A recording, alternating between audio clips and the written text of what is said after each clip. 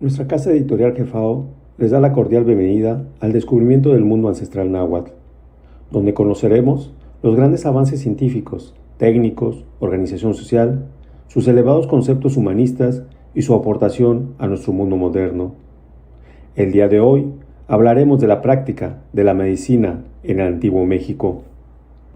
En el Magno Imperio Azteca existieron médicos eminentes que, en los hospitales de aquella época, pusieron en práctica avanzados conocimientos de la cirugía patológica externa, patología quirúrgica y en otorrinolaringología, oftalmología, odontología y narcosis. Históricamente se sabe que nuestros antiguos mexicanos fueron poco enfermizos e incluso ya habían erradicado de la población muchas de las enfermedades epidémicas. Podríamos asegurar que las enfermedades de los pobladores del Magno Imperio Mexicano de ninguna manera eran parecidas a las de otros continentes, debido a las medidas higiénico-dietéticas en los hábitos de sus pobladores. Conocían la clasificación total de las tumoraciones y las lesiones de la piel en todas sus formas y su tratamiento, así como el manejo y evolución de las quemaduras en sus diferentes grados, los tratamientos por mordedura, picadura o intoxicación provocada por animales, así como faxitomía posterior a la mordedura por víbora.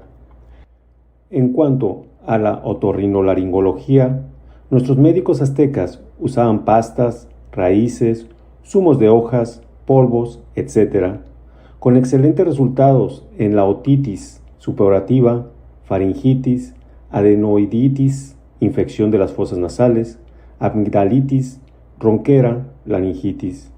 En oftalmología, ya operaban el pterigión, carnosidad en el ojo, la catarata, el estrabismo, el glucoma, con excelentes resultados, y según algunos vestigios, empleaban todo tipo de lentes para corregir la visión del paciente. Nuestras antiguas eminencias aztecas también habían evolucionado en odontología, pues hay vestigios de incrustaciones actualmente calificadas como perfectas, prótesis en los sitios de las piezas dentales, perdidas y obturaciones con piedras preciosas y no con los rústicos metales que se utilizan hoy. Cuando hablamos de la práctica de la ciencia médica entre nuestros antiguos mexicanos, no debemos abordar como primer punto la parte de la medicina preventiva, que se hacía en este campo donde los deportes y las disciplinas higiénico fueron ampliamente utilizadas. De acuerdo a la tesis doctoral de Saúl García Blanco, profesor de la Universidad de Salamanca, los conocimientos sobre anatomía, fisiología y disección que poseían nuestros antiguos mexicanos eran muy elevados. Asimismo, el tratamiento constante de heridas y contusiones producidas en las luchas o en prácticas deportivas posibilitó el que los mexicas dispusieran de excelentes especialistas en los distintos campos de la medicina. Las actividades físicas, lúdicas e higiénicas formaban parte de la educación que recibían los jóvenes aztecas, tanto en el ámbito familiar como en el estatal. Poseían elevados conocimientos médicos que formaban parte del currículo de los alumnos en los calmecacs, donde se cursaban estudios superiores, además de la fitoterapia que aplicaban frecuentemente a los deportistas, constituyendo el remoto antecesor de la actual medicina deportiva. A continuación, mostraremos una somera lista de los avances de nuestros ancestros en materia de higiene. El baño diario con agua fría constituía una práctica común entre nuestros antiguos mexicanos, participando en el mismo toda la población, joven o adulta, sana o enferma. Acostumbraban casi como una obligación que, al despertarse, aún en invierno o en tiempo frío y húmedo, se desnudaban por completo para bañarse. El someter su organismo a estas prácticas, hiciera frío o calor, favoreció a nuestros ancestros para gozar de una buena salud y poseer un cuerpo fuerte y ligero. Esta práctica la realizaban desde el nacimiento y era el primer beneficio que la parida hacía a sus hijos. El baño era considerado como una actividad educativa cuya observancia se cuidaba tanto en los centros de enseñanza como en el seno familiar. El uso de jabones no se limitaba al aseo personal de los aztecas, a un sencillo lavatorio, sino que contaba con varias clases de jabón para su uso corporal, obtenidos de diversas plantas, como el amoli. También utilizaban olorosas pomadas y otras que empleaban como pastas de dientes, además de plantas como el chico zapote, con el que se blanqueaban los dientes, y el tlahualacapactli, con el que eliminaban el sarro.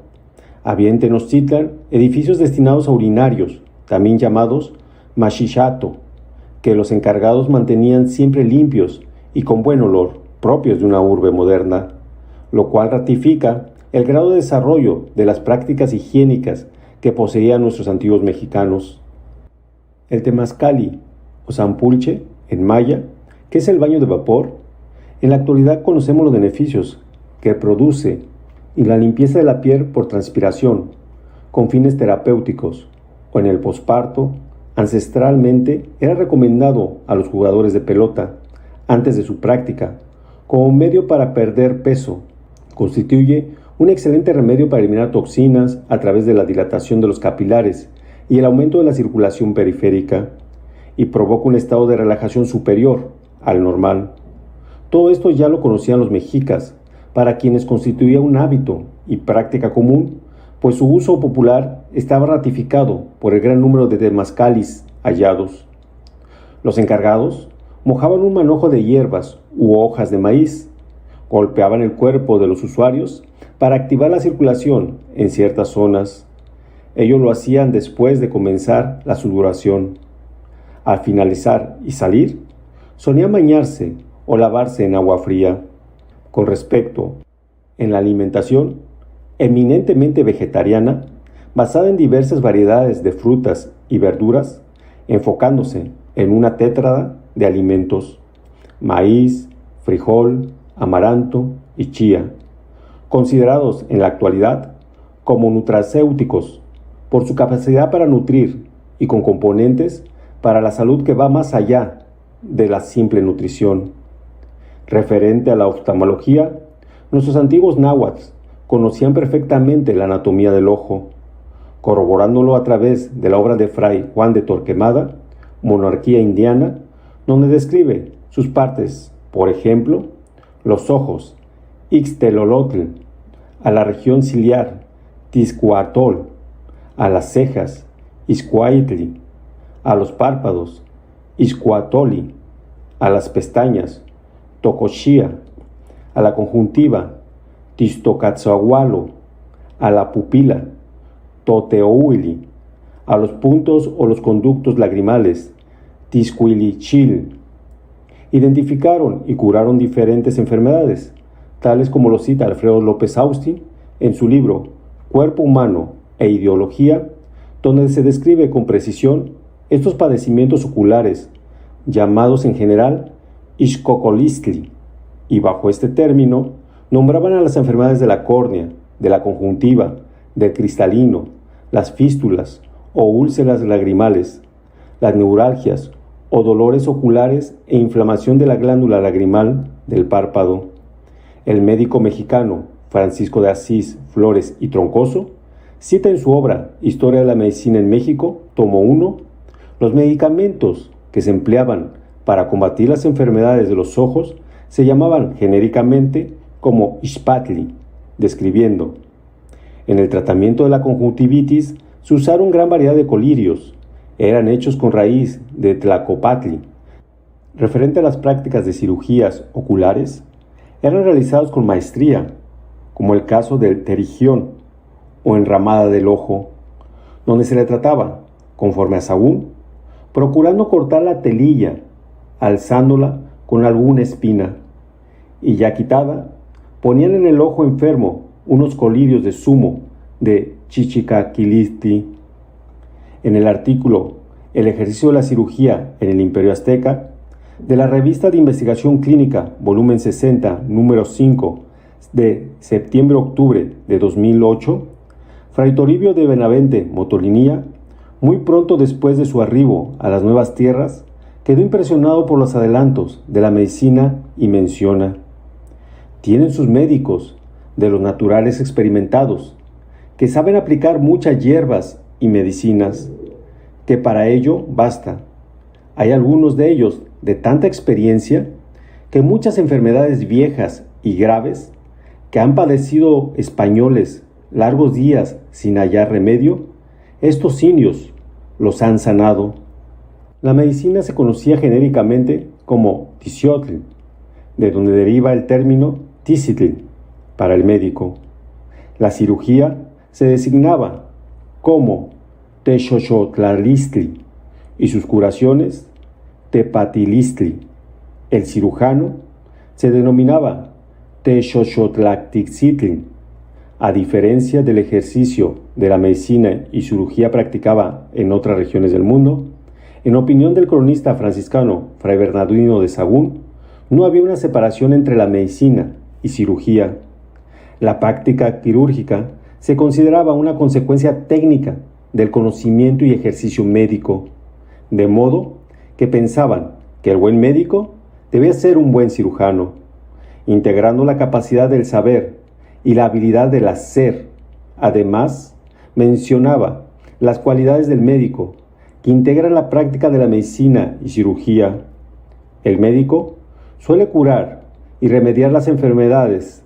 El buen médico es entendido, buen conocedor de las propiedades de las hierbas, piedras, árboles y raíces, experimentando en las curas, el cual también tiene por oficio saber concertar los huesos, purgar, sangrar, sajar y dar puntos, y al fin librar de las puertas de la muerte.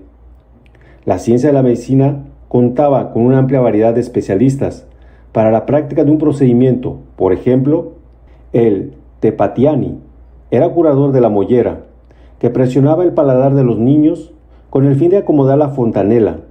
El tesuani, que pintaba figuras en el cuerpo antes de realizar una sangría para curar la disentería.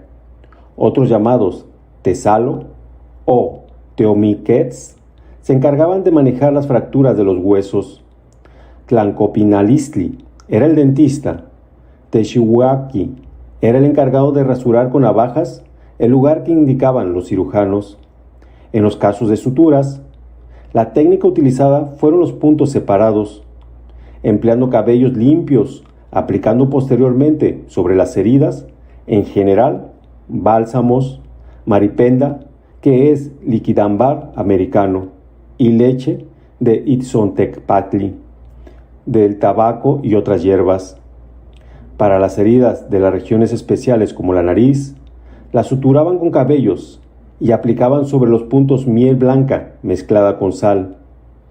Para las heridas del labio, usaban la misma técnica de sutura, aplicando sobre ella savia de maguey, llamada meuili, y si la cicatriz resultaba deformada, Sahagún menciona que se ha de sajar, quemarse y tornarse a coser con el cabello de la cabeza y echar encima el uli derretido. El manejo de fracturas y luxaciones utilizaban dos maniobras fundamentales: la extensión y la coaptación. Una vez lograda la alineación, se procedía a la aplicación de emplastos consistentes y pegajosos con raíz de ocotl y tuna sobre la lesión, los cuales, al secarse, se endurecían. Luego usaban plumas y un lienzo para cubrir y acoginar la parte afectada. Finalmente, alrededor y siguiendo en eje longitudinal del hueso, aplicaban 4 tablillas llamadas vapaltontli, que sujetaban a la piel con 4 cintillas. Este tratamiento se mantenía durante 20 días, permitiendo, durante este periodo, la consolidación de la fractura.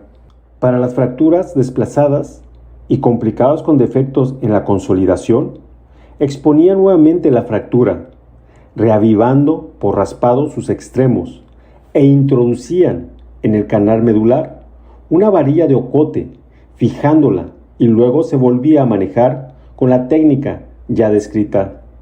Señala el doctor Carlos Viesca Treviño que esta técnica innovadora no fue utilizada hasta la Segunda Guerra Mundial, dando muestras, por lo tanto, del notable progreso de la cirugía antigua mexicana. No es atrevido pensar que muchas de las técnicas modernas de la práctica de la medicina tienen sus orígenes en la ciencia médica de nuestros antiguos mexicanos, lo que nos muestra que el continente, además de haber aportado una gran cantidad de alimentos al mundo, también otorgó generosamente un estilo de vida que permitió que el mundo no se hundiera en un oscurantismo como lo existía en muchos lugares del mundo antes del siglo XV de esta era. Agradecemos infinitamente a todos los que nos siguen y por el tiempo brindado para conocer más sobre la herencia cultural de nuestros ancestros del continente de Anáhuac. Los invitamos a seguirnos en nuestra página de Facebook, Revista Jefao, que se suscriban a nuestro canal de YouTube de Revista Jefao y nos escuchen en los podcasts en las plataformas de Spotify, Google y Apple. Pueden conocer nuestras publicaciones en nuestra página web www.revistajefao.com. Sin más por el momento, nos despedimos y les recordamos: la grandeza de una nación inicia cuando conoce sus raíces. Buenas noches y un fraternal abrazo.